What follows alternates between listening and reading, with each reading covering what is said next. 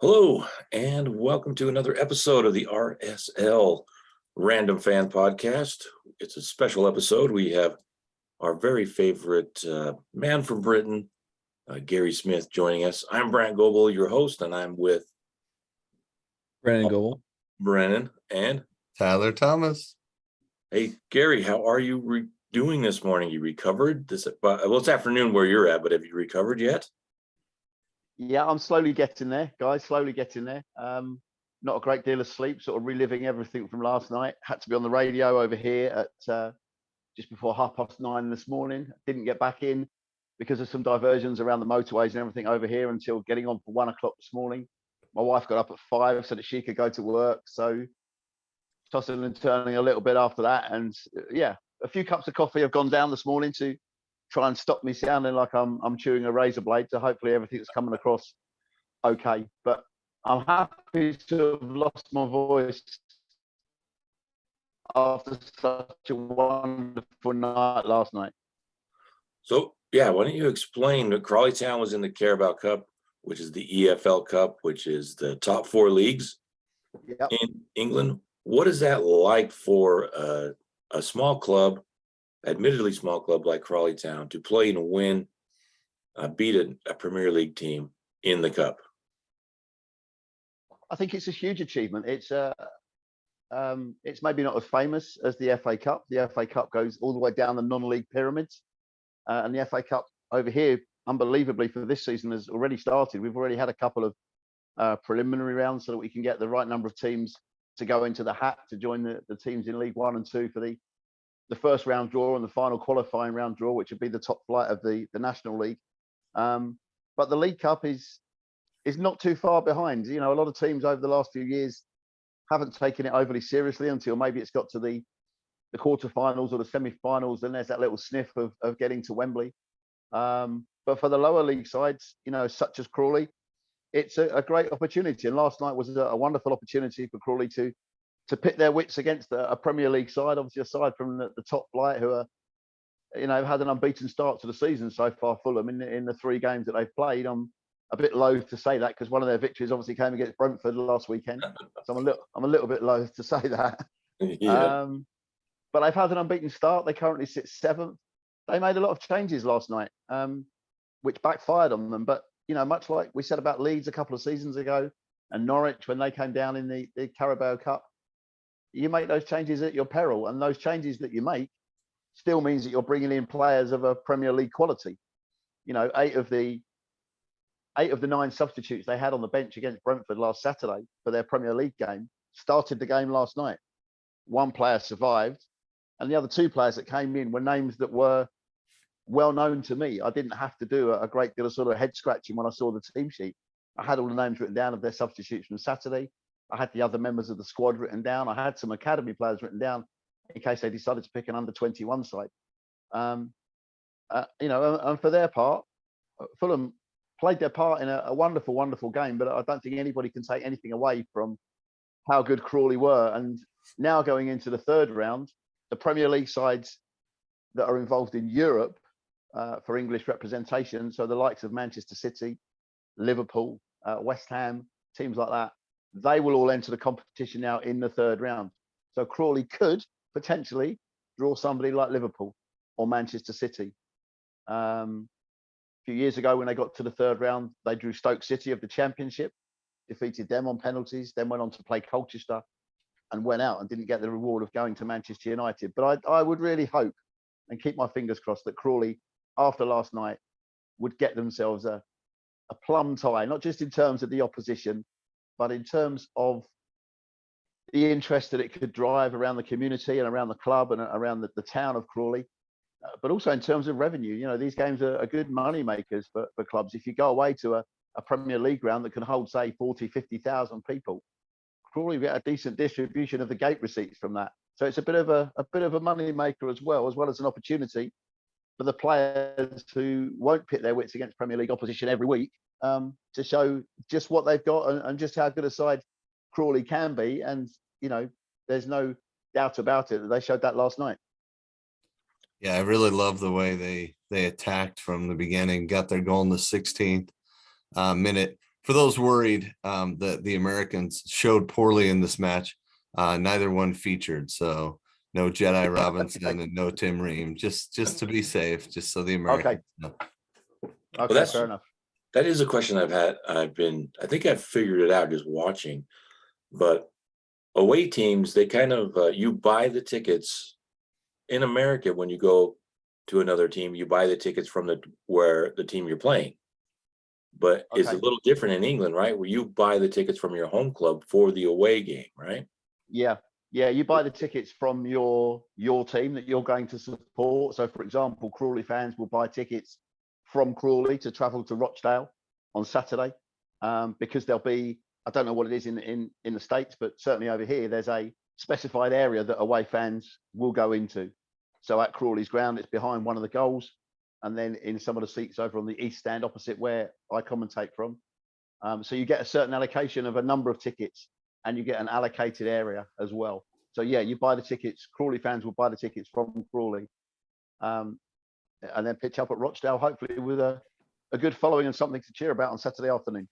So in these cup games, the teams are, especially a team like Crawley, the fans are hoping to get a tie or a game against a larger club so that they can have that experience going away, right? Absolutely, yeah. I mean, let's say, for example, they did draw Manchester City away tonight. You know, that would be a fantastic experience for everybody involved with Crawley Town, for the club as a whole.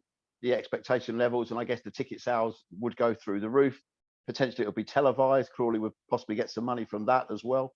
But regardless of the fact that, you know, if Crawley went to the Etihad where Manchester City play, and let's say 50,000 people were there, you know, even if Crawley only have an allocation of 2,000 or 3,000 tickets to sell as an away fan, I think Crawley still get a decent split of the gate receipts, not just the, you know, so it includes the, you know, the 40 or 1,000 people that may well be there supporting Manchester City. I think I don't think it's as straight down the line as it is maybe in the FA Cup. I think in the FA Cup, it's like a 40-40 split for the two clubs, and the FA get the other 20%. I think there might be a slightly smaller proportion of revenue that Crawley get, but it would still be a wonderful revenue stream.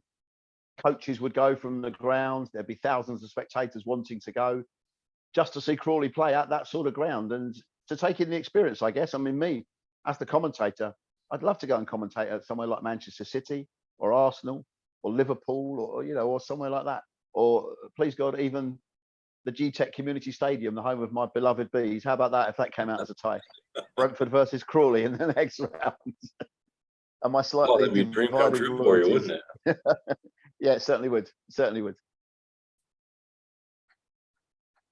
But that's how it operates over here. And it's been sort of divided north and south so far. But I think in the third round ties that Crawley are into now, I think they can pull absolutely anybody. But it's sort of split, you know, a northern part of the country and a southern section of the country. So Bristol Rovers obviously came to Crawley. Fulham came to Crawley. We couldn't have drawn the likes of Carlisle or Bolton or teams like that because they would be in the northern part of the draw. But now I think it's an absolute free-for-all. And I think Crawley, as I say, they could potentially get Manchester City. They could even get Brighton, that, you know, the illustrious Premier League next door neighbours that are about 20 miles up the road. And that would be a decent tie as well. Yeah, that would help get fans there as well. The closer Yeah, it would. easier it is to get there. So how do you figure Crawley showing last night, which was fantastic? I watched the game after I got home from work, and they unlocked it on my iFollow so I could watch the game, and it was brilliant. How do you rectify that Crawley versus the Crawley that has shown up for the first 5 games in League Two? They look like totally different teams. Well, they did, and I think Tony and I made mention of that many times during the commentary last night, that it's hard to fathom how a team can rock up 3 days after such an abject performance against AFC Wimbledon and put on display like they did last night. I mean, Crawley were on it from the word go. They were in the faces of Fulham. They didn't allow their players to have any time on the ball. They didn't show them any level of respect. Sometimes you play against a higher league opposition and you give them that little bit too much respect. But obviously the game plan from Kevin and Dan, the assistant manager last night, was to be right in the faces of the Fulham players right from the word go. And if they could get that first goal, which they did, then that would give Crawley an absolute lift and the fans a lift as well. And I think that showed around the stadium. I think in terms of the performances they've put in the league so far, guys, I don't think all the performances have been that bad. It's the results haven't been forthcoming. But Kevin has said to me in numerous occasions after games when I've interviewed him, he's pleased with the performance, and it's just all sort of waiting to click into gear. And you think last night, was that the performance that sort of clicked everything and could give Crawley a little bit of momentum and a little bit of a springboard going forward now for further games of the season? Because if they could get a result like that against Fulham, why can't they go and get a result away at Rochdale, the only club at the moment in the Football League who are in a worse position than Crawley, rock bottom of the table with 0 points after their 5 games. You just hope that the players will be inspired by that performance last night, and that Kevin will do the right things on the training grounds, whether they come back in today for a sort of warm down and over the next couple of days before they travel up to Rochdale, and if they train on Friday afternoon or Saturday morning in Rochdale, whatever they may do, that he gets the right messages across. And I think I said during the commentary on Saturday that I'm not entirely sure before Saturday that Kevin knew his best 11 in terms of personnel, or his best 11 in terms of a formation. And he might just have discovered that last night, including someone by the name of Nick Cerula, who hasn't featured at all so far this season. I interviewed him and the defender Harry Ransom after the game last night. I'm just going to put it out there as well as a question. Is there a nicer footballer on the planet than Nick Cerula? I don't think there is. Answers on a postcard, please, if we think there's a nicer footballer out there. I was following that on social media. There was a bit of a kerfuffle with Nick perhaps feeling like he was not welcome on the team, but it seems like that has been cleared up and he played. Did he go out at halftime? Yeah, I think it might have been halftime actually, and I think Toby Amoli came on. I mean, Nick, first bit of participation this season, missed the back end of last season as well with injury when he was like a regular in the side, wasn't he, towards the back end of last season. Still maybe had a bit of an injury this season, hasn't had any game time, came in last night, and like he said to me after in the interview after the game, just left everything that he could out there. And I thought Crawley looked more balanced, particularly down that left-hand side where Nick plays, more balanced than maybe they have done for the previous games so far this season. But as I say, performances, I don't think have been too bad. It just hasn't clicked in front of goal. I know that's frustrating. I know the fans wanted to work from the first whistle of the first game up at Carlisle, but Kevin and I were talking off the record on Saturday after the defeat by Wimbledon, and he was saying we lost by 1 goal at Carlisle, we lost at home by 1 goal against Orient, we lost by the odd goal in 5 against Northampton. Yes, on Saturday 2-0 against Wimbledon, but when you look back over some of the other games, didn't concede a goal against Bristol Rovers, didn't concede a goal against Harrogate, didn't concede a goal last night. Defensively, things are starting to look okay, and it just needs to sort of move its way through the thirds. And now that Tom Nichols is starting to find the net, Balagisi is finding the net, I think we just need the likes of Nadesan, Kwesi Appiah if he gets the chance, Dom Telford to start finding the net, and then I think Crawley will be absolutely fine. So is the pressure mounting though on Kevin Betsy? How are the fans feeling about that? We know that Rochdale won the sack race and fired their coach after four games. Are they being patient with Kevin and the new owners, the American owners? I think they certainly are.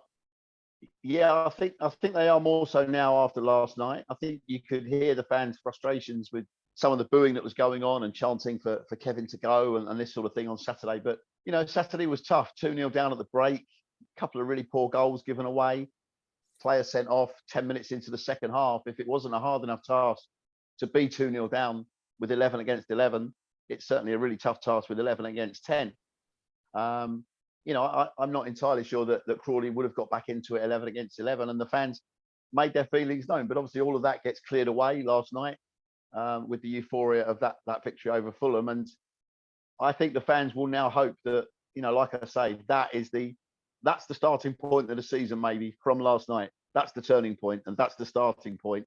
And off they go to Rochdale. And if they come home with 3 points on Saturday, suddenly, hopefully, they're out of the bottom 2 and starting to look upwards rather than over their shoulders at the relegation places that they currently find themselves in.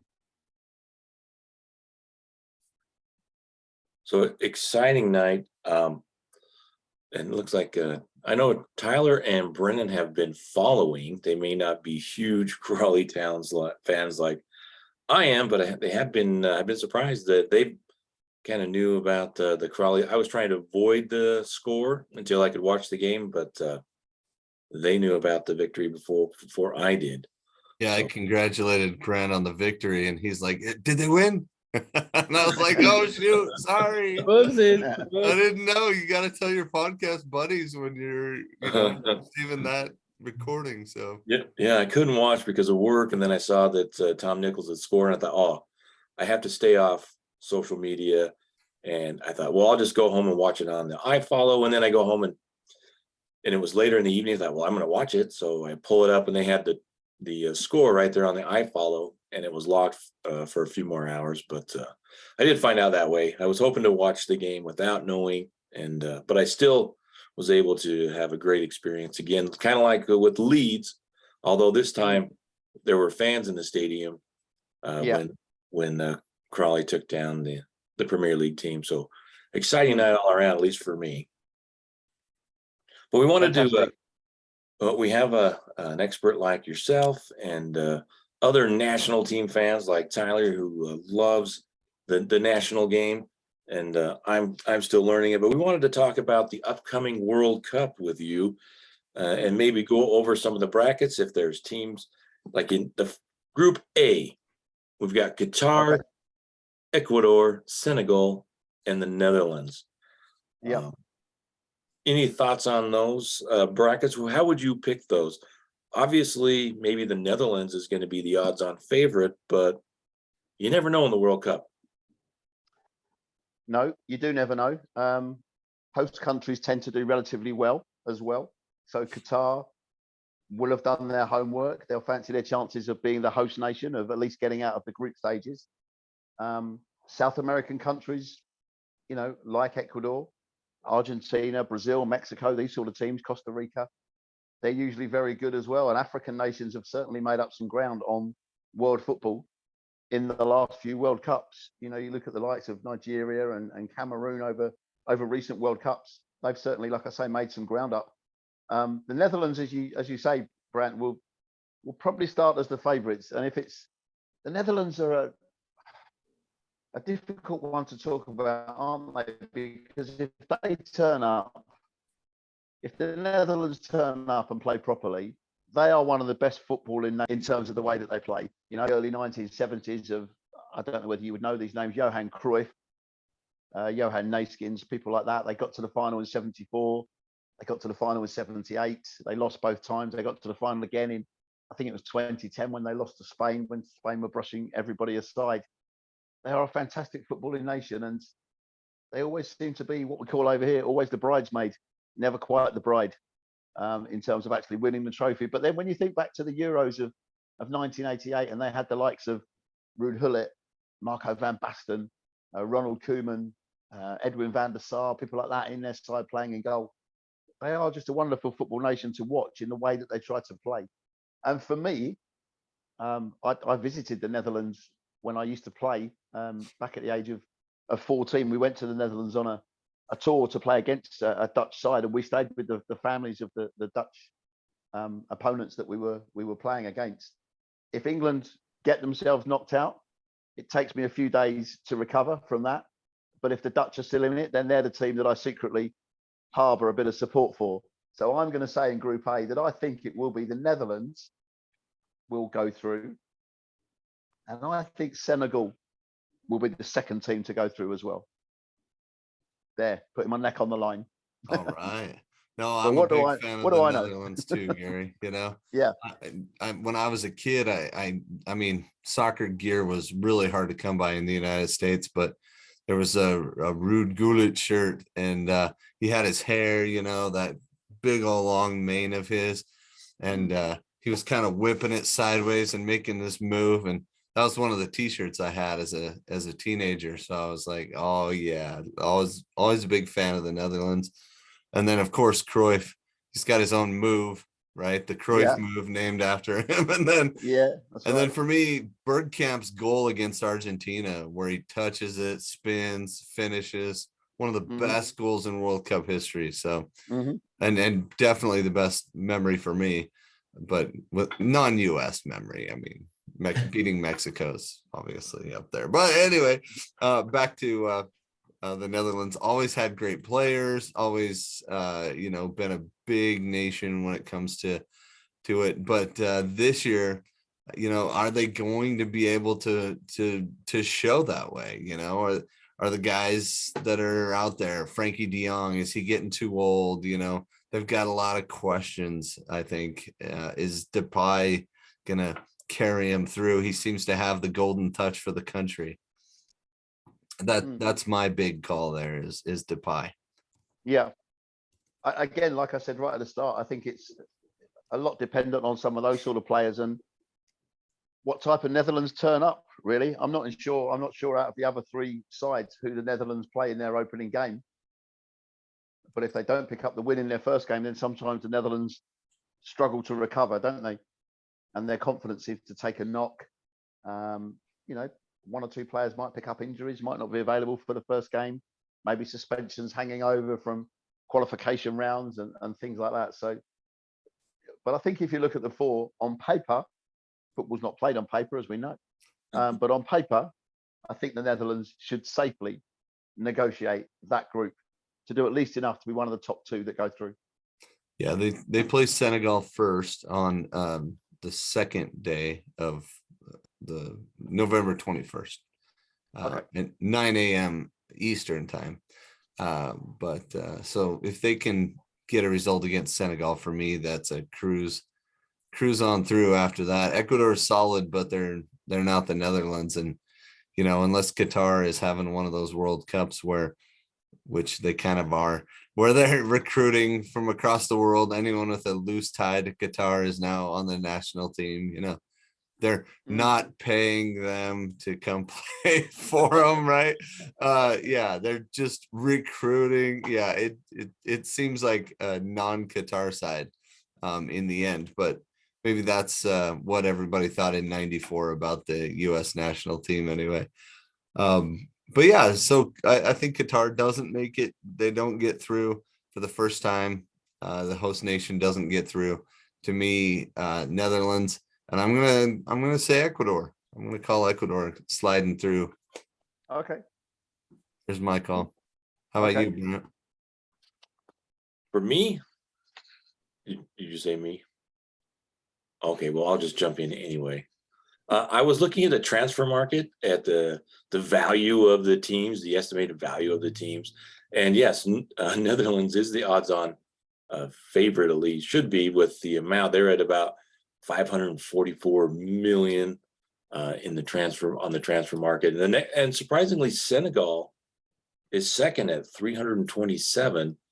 And then you get to Ecuador at 118 and Qatar at 19.2 million. So that's probably on paper how it should break down, and definitely going with the Netherlands to win that group for me. And I was trying to think, trying to be crazy. I thought about, asking my wife, which flag looks the best and go that route or something. But no, I'm going to go with Senegal, Netherlands and Senegal. Okay. That would be my choice for that first group.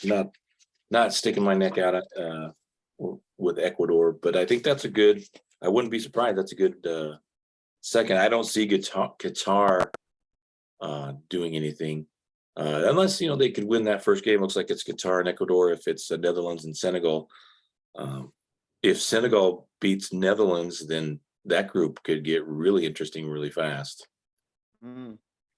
Yeah, and Senegal does have, Mendy in goal, the Chelsea goalkeeper. They have Mane up top, so everybody knows him from his Liverpool days, even though he's in Germany now. I mean, there's a lot of really good talent on that team, but can they put it together? Mendy from the weekend, right? Oh, nobody likes Mendy from the weekend. Oh, man. In his I think introduction Brennan to it. Aronson really likes Yeah. it. Yeah. Yeah, 100%. I So was waiting for Brennan- you to say something about that. Like, oh, he's gonna love this goal because it's an American doing it. How about you, Brennan? I'm gonna say Netherlands and Qatar because I feel like Qatar is there we gonna go. rig it somehow. They've gotten a lot of power recently. And I think they're I don't know, they're putting money on it. You know, they're gonna turn off the air conditioning pitch and On half of the think they're- pitch when they're playing. on and half the they'll pitch. Yeah, exactly. They only do the upper third. And yeah, it's gonna be good. So I'm thinking Qatar and Netherlands for sure. But I would love an upset. I would absolutely love Senegal to kick Netherlands' butt. I think that'd be amazing. That's my take. All right, so that's the first group, and it will be interesting to see how the host team does. I know it wasn't in '94 the U.S. got out of the group stage, and that really ignited a lot of the fandom, and this was the impetus.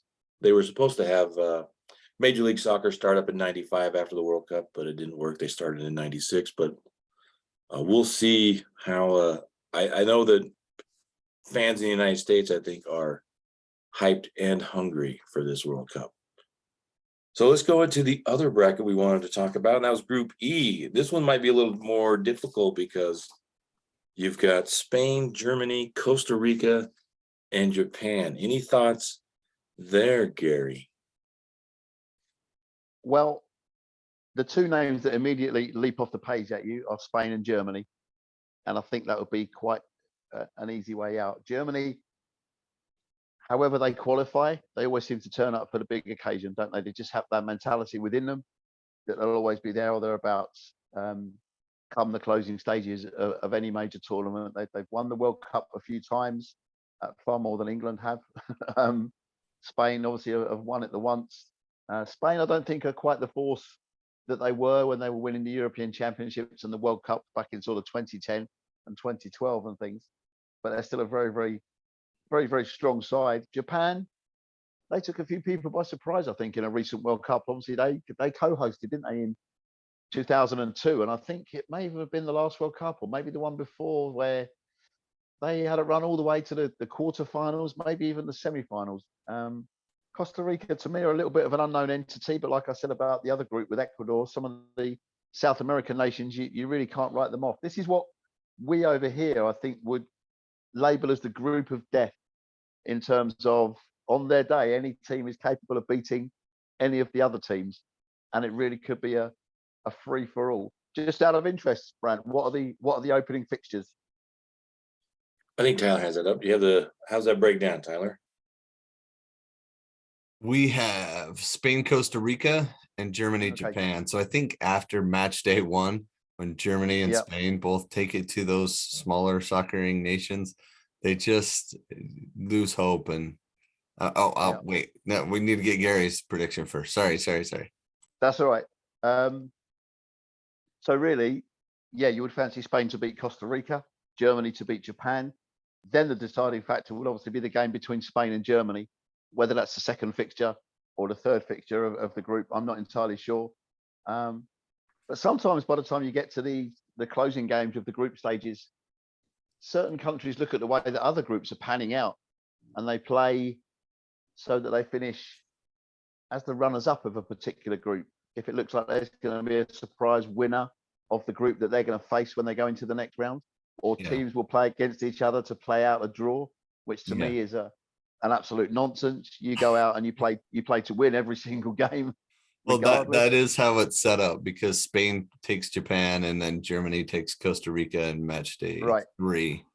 So okay, so then they play each other in Spain's the played- middle game. Yeah. Who, Spain and Germany? Yeah. Okay. All right. I thought he was going to say it was the last game, because I was going to say by that stage, then they both might have 6 points. And therefore it just becomes a bit of a dead rubber, because they'll both actually be through by then, won't they? So For that sure. game in the middle there between Spain and Germany will give hope to Costa Rica and Japan, because Spain and Germany, if they both win their first game when they face each other, one of them or both of them have got to drop points, haven't they? to potentially give some optimism and some hope to Costa Rica and Japan, whichever one of those can beat the other one. They'll have 3 points on the board. Spain and Germany might cancel each other out. And then it's all to play for going into the last game. But I honestly can't see anything more than Spain and Germany going through from that group. So there's my prediction. So who are you picking, Spain to win it or Germany to win? I'll pick the Germans to win it, sadly, and Spain to finish as the runners-up. I really haven't gone out on a limb there at all, have I, to predict that? No, you're you haven't. I've gone nice and safe and sound. And I thought too, we're really early and they haven't really picked their team. So I thought this would be the initial response, and we'll be able to finalize our brackets right before, I think, if some of the teams look a lot more enticing after they've picked their lineups. We are a tad early. So Tyler, your thoughts? Yeah, I think you have to go Germany, number one.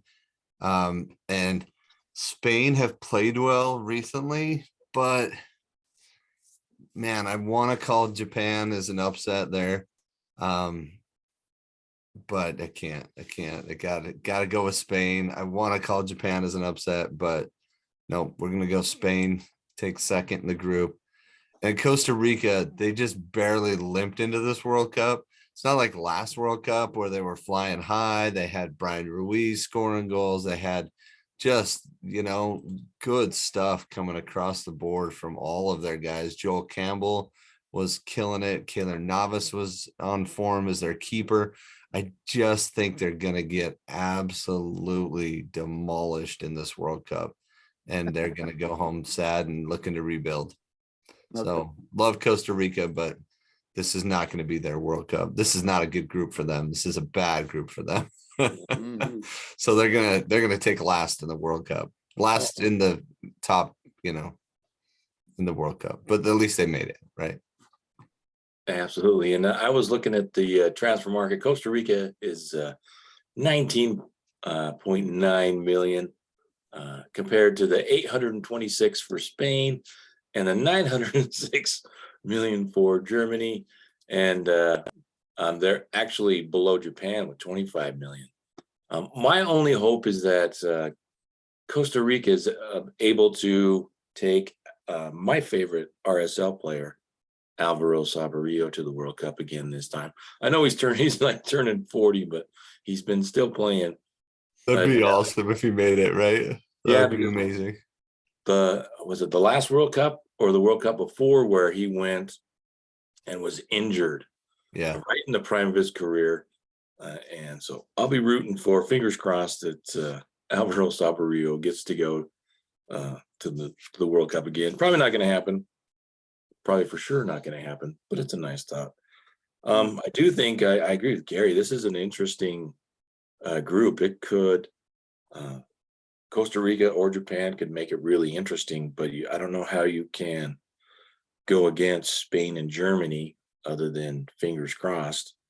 So, but I'll go the other way. I'll go Spain and then Germany. How's that? Just to be different. Fair enough. Not very different. Oh, yeah. A little different. So, well, I guess I could have gone Japan and Costa Rica to really throw a wrench in there and be. But go ahead, Brennan.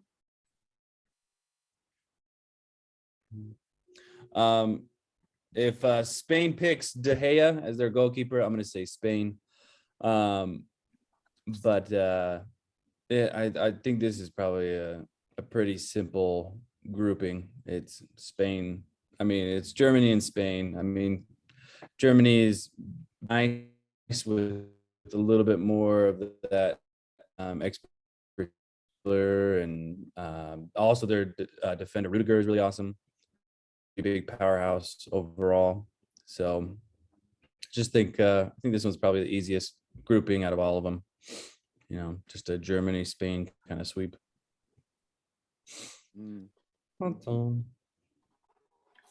Nice. So Any other thoughts on these two groups before we? Yeah, I think Germany and Spain are both built to do really well in the knockout stage as well. So I think they're grateful that they don't have to face each other. They have to do that a fair amount in Europe. And so I think they're hoping to not face each other and some of the other European powerhouses in the knockout stage. So they'll be on opposite sides of that bracket, which is good for them. I'll stick my neck out and I will say that I think Germany will be one of the 4 semi-finalists when it comes to the closing stages of the competition. I think they'll have enough to get out of the group. They'll get through however many stages they need to after that. And sometimes the Germans start a little bit slowly, but they do enough to get themselves out of the group, and then they find their gear and they click and they get into a bit of a rhythm, and they're very, very difficult to beat. And, you know, the likes of Rudiger and that in defense that you guys were just mentioning. I'll go as far as saying that I think they will be one of the 4 semi-finalists. I agree with that 100%. Cool. Nice. So what about the group A? Do you see the Netherlands, Ecuador, or your choices in getting that far, or? I don't personally, no. I can't see that, you know, they'll get out the group like we just talked about, and they'll get into the knockout stages. The Netherlands, they may well make it as far as the quarterfinals. They might surprise a few people, like I said earlier on. It all depends which Netherlands turn up. But they'll get out of that group. They'll win 1 or 2 knockout games, and I think I can see the Netherlands going to the quarterfinals. I'm not sure where England might come into this equation and where we might have to face some of these sides. Because obviously, if we get to the quarterfinals and then have to play the Netherlands, then obviously the Netherlands are definitely going out, aren't they? Looking at the bracket, I think they're on the other side of the bracket, so I don't think they'd meet them until Okay, the final. till England are in the final, right? If I know how to read a bracket. Okay. Okay. Yeah, Germany semi-finals, Netherlands quarterfinals is my pinpoint.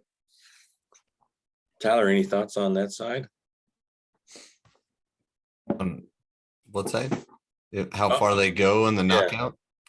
Yeah, I don't think anybody from Group A wins a knockout game, honestly. The Netherlands has just been too disconnected in their recent games for me. They don't play cohesively as a team, like that team that made it to the final in against Spain all those years ago. I just don't think they're as united, you know. And when it comes to a World Cup, you've got to have really good cohesion and really good midfield play and really good keeper play and a striker that just wants to finish everything that comes in front of them. And I don't think they have any of those 3. So whoever wins Group A, I say gets knocked out in the next round, regardless of who they play.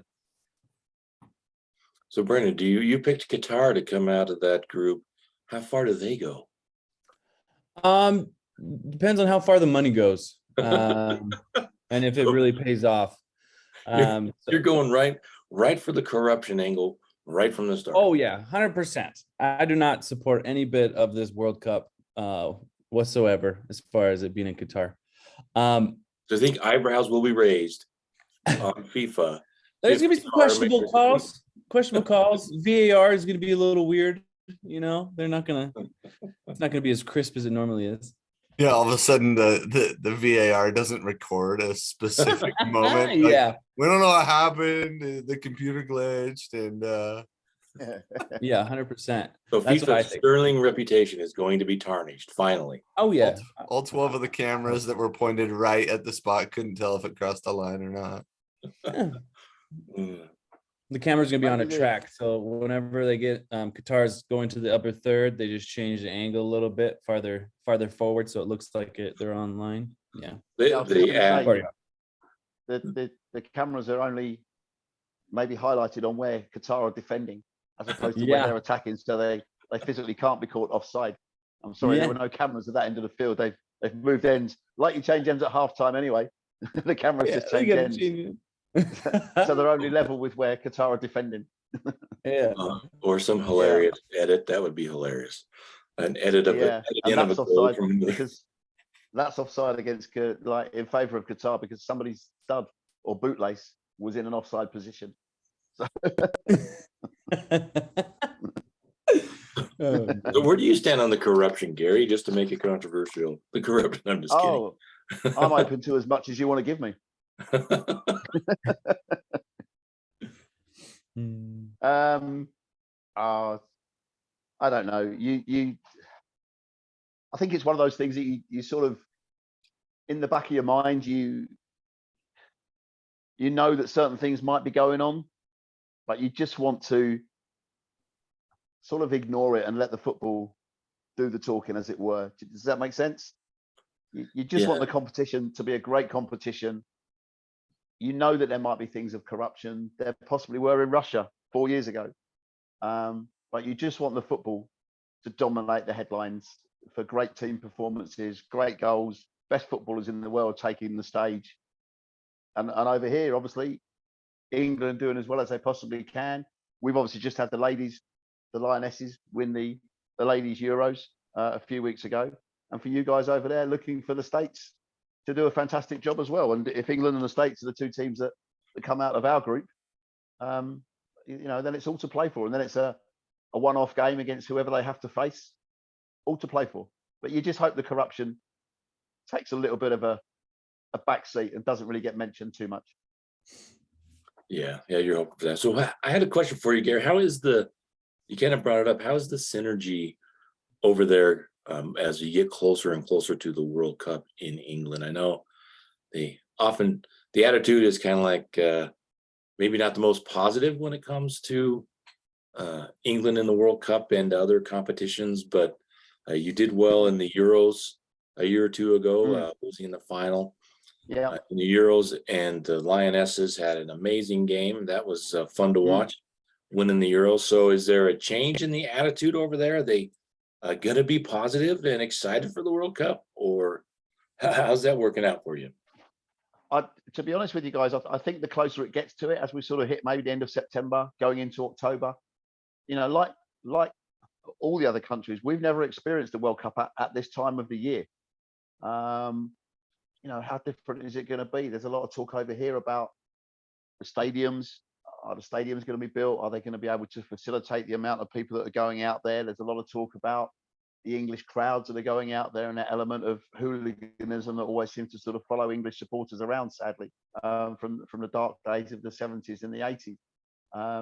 Well, I think they might even be inviting that, Gary, because Qatar is a one city host, right? They're not spread out. It's not like when it's in the United States, Canada, and Mexico in the coming World Cup, but we're just spreading out over 3 countries in a huge landmass. We're talking about a tiny little country, basically a one city thing. So that's what I'm worried about with the World Cup, that hooliganism might kind of rear its ugly head, I think it's going to be strange for us over here, like it is, like I say, for anybody, with it being in November, having a mid-season break. It's a sort of thing that, June and July, you're normally used to either every couple of years, the World Cup rolling around, or the European Championship for us rolling around. I just think it's going to be strange. Players will have played a lot of football. Premier League players will have played a lot of football by the time comes for Gareth Southgate to select his squad. There's a lot of talk around this player might get a call up, that player might get a call up. Is this player still going to be fit? Is Harry Kane going to be scoring goals? You don't really get that in the summer. Does that make sense? Come November when the games kick off, players will have played a lot of football. Although I suppose on the other side of the coin, the tournaments are normally at the end of the season when they would have played more football, wouldn't they? They would have got to their 50 odd games or whatever. This is coming at a point where they would have played maybe 20 odd games, including some cup competitions. There may well be injuries to key players for England. There may be that for the States as well. It's certainly going to be interesting. The humidity and, like I say, the facilities and as you say, Tyler, with it being just a one-stop shop for all the games, it's going to be an interesting one. But there was a lot of positivity a few weeks ago behind the Lionesses. England, obviously, last World Cup got to the semi-finals, lost to Croatia. European Championships last year, got to the final, lost on penalties. Logically, do we now take one step further and we get to the final of the World Cup and we win it? And will it finally be coming home? If Qatar allow the trophy to be allowed out of their country, will it will it finally come home? Who knows? Who knows? A lot of football to be played before we kick off in November. Yeah, I think it's really interesting having the World Cup at that time in the middle or the early part of the season. How does that change a coach's, Berhalter, Southgate? How does that change their approach to the players they want to take? If in the summer, they're just going to take the best players, but what if someone isn't scoring? What if someone is having one of the mainstays is not having a great start to the season? Does that mean that they're going to give someone else a chance that is maybe having a good start to the season? Yeah, potentially. I guess anybody who's had a decent start, who's maybe never had a call up before to England, or has maybe been called up for games and not been utilised from the off. Yes, there might be an opportunity for them. I think when you talk about the likes of, using an example of Harry Kane, he's already scored 1 league goal so far this season. If he doesn't get any more between now and the time that the squad is announced, you honestly can't see Gareth Southgate not selecting Harry Kane, even if he hasn't scored a goal between now and then. What you hope for is that Harry doesn't pick up an injury, because he's the skipper as well. He doesn't pick up any sort of injury. There are players that can come in and fill the void, but a mainstay and your captain and your leading goal scorer like Harry Kane, you would want to be out there. But I totally get what you're saying, Brent. There may be players who are possibly fancying their chances of being on the plane to Qatar, who don't have a great start to the season, and other players who might be bouncing along. One name that springs to mind, obviously from a personal thing, is Ivan Toney, scoring goals at Brentford, scored again at the weekend, started really, really well. Could he be a potential late call-up? There'll be those games leading up to the World Cup before the squad is finalised, where some fringe players, as we call them over here, or players that have never had the chance to play, might get a call-up and an opportunity to show Gareth what they can do. And in the World Cup, as we know, you name your 11 to start the game, and the rest of the squad is allowed to be on the bench. And, they could all be substitutes, and you can make those substitutes from, the remainder of the squad, as it were. So, yeah, I think there may be a good opportunity for 1 or 2 fringe players to certainly put their name in Gareth's mind before he finalises his squad. Yeah, Tony was exactly who I was thinking of, a player on the bubble there that might be able to play themselves onto the team because of the setup this year, where he has an opportunity to really showcase his talents, and instead of at the end of the season, where it's probably a lot easier to make those bubble decisions by just who is the most, popular, the easy pick, perhaps. Yeah. I would love to see Ivan Toney get an opportunity, even if he doesn't make the final squad. Selfishly, I'd love to see him get an opportunity. I'd love a defender, Ben Mee, who Brentford have recently signed, came on a free transfer from Burnley. They were relegated last season. He came across on a free because his contract had expired, came to Brentford. Brentford haven't had an English international for a long, long time now. I'd love to see 1, 2, maybe even 3, if you talk about Rico Henry, the fullback as well. Names, with that BRE for Brentford next to them when they're out there in Qatar in November for England. That, for Brentford fans, that would just be the icing on the cake of being in the Premier League. And I think with some of the Americans, where they've started the season, and especially in the Premier League, they're going to be able to play themselves perhaps onto a team. Yeah, quite possibly. It's interesting times. A lot of football to be played between now and when all the squads are announced for all the different countries. And then, yeah, like I say, put everything else aside and just let the football do the talking on the world stage, with the whole world watching, the best players in the world on display. Let them do what they do best. So I assume this is the case, but I was looking up the odds of the top goal scorers, and I'd like to get your opinion on that, Gary. We've got here are the top 5, and then I'll give you the odds after. Harry Kane, Kylian Mbappe, Karim Benzema, Cristiano Ronaldo, Lionel Messi, and Junior Neymar. And then Depay 6. So he's from the Netherlands, right? So in the group we talked about. So out of those 6, 1, 2, 3, 4, 5, 6, 7. Sorry, can't count. It's early over here. Sorry. But out of those, who would you fancy as the top goal scorer in the World Cup? I'd love to say Harry Kane. He won the Golden Boot, I think, in Russia, didn't he, 4 years ago for being a top scorer? I mean, you've named 2 French people there, haven't you? Mbappe and Benzema, who will lead the line for the French. You know, as the reigning champions, they will fancy their chances of going quite a long way again. They've had a decent run recently. They're going into the competition on good form. As I say, they're going into it as the current holders of the World Cup. Mbappe and Benzema, I was going to say if you stop them 2, you stop France, but you don't really, because they've got the ability to get goals from anywhere else around the field. But Mbappe sometimes to me seems a little bit of an enigma.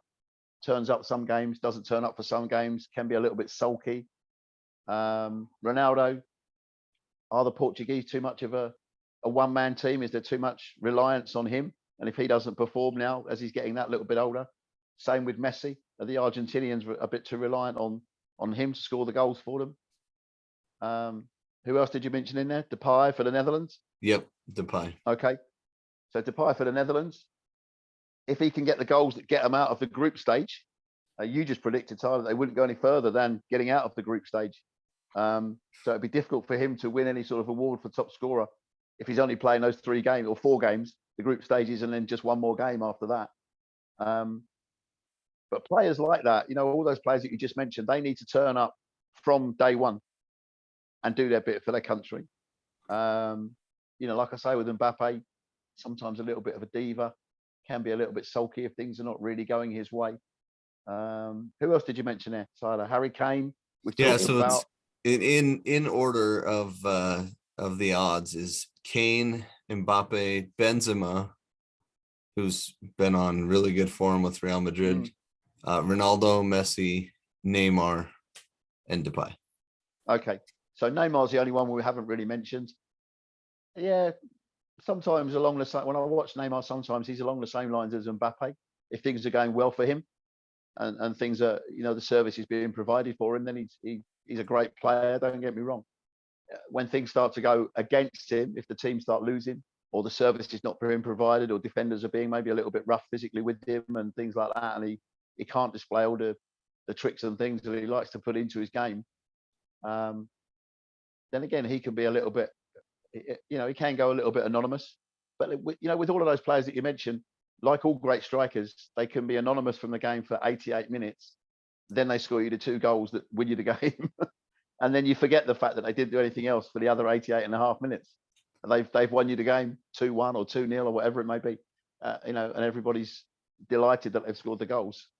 I'm not just saying this from an English perspective, but I think of those names that you mentioned. Harry Kane, I think, is more of an all-round team player than just an out-and-out striker.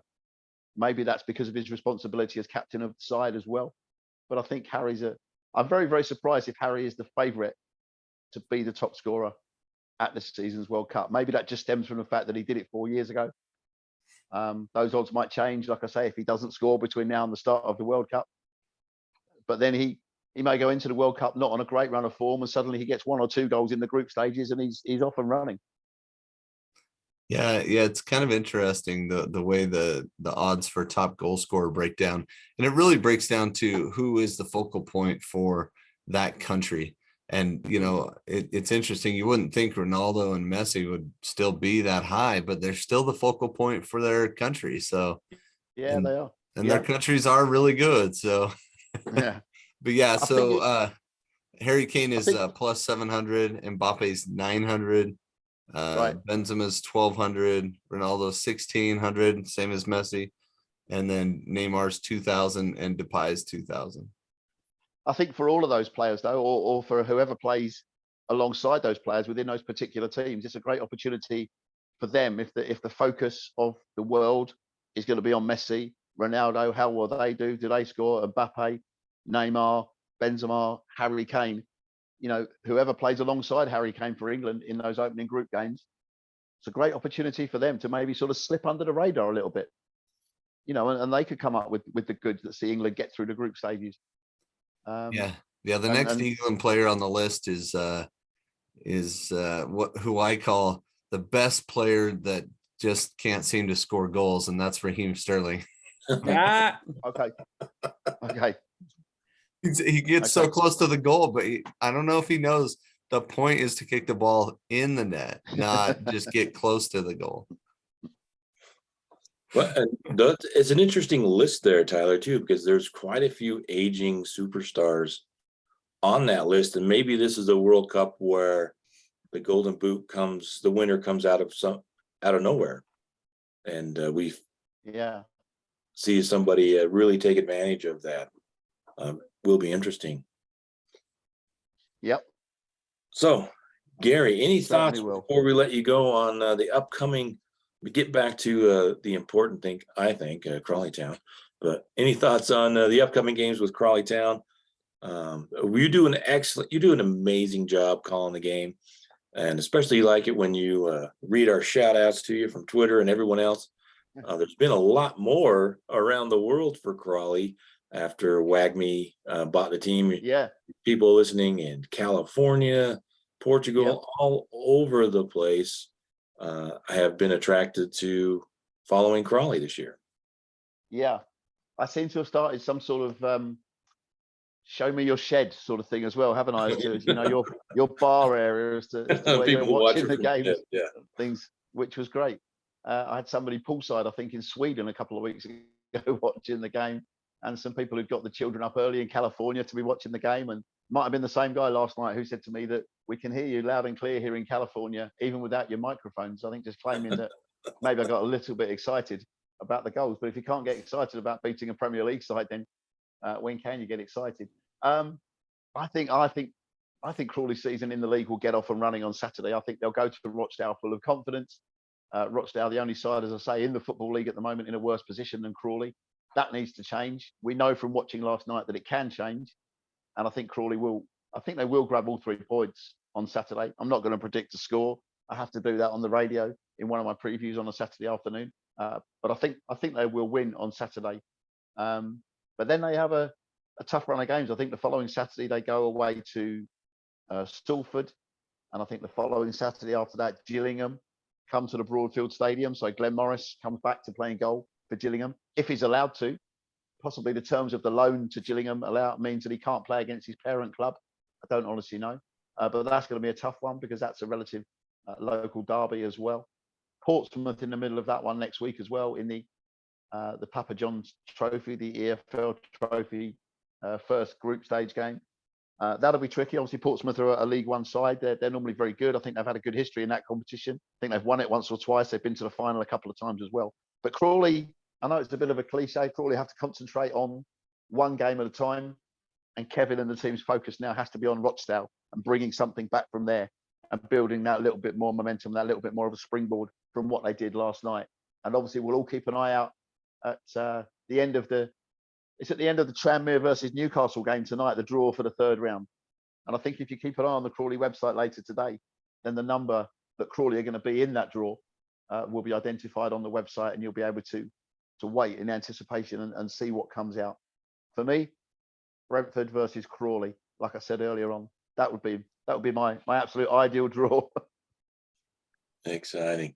Well, we really appreciate you taking the time to join us on occasion as we talk about the upcoming World Cup and Crawley Town and everything world football. So we know you got to get going, but we want to thank you for joining us this afternoon for you and a little early for us over here today. Yeah.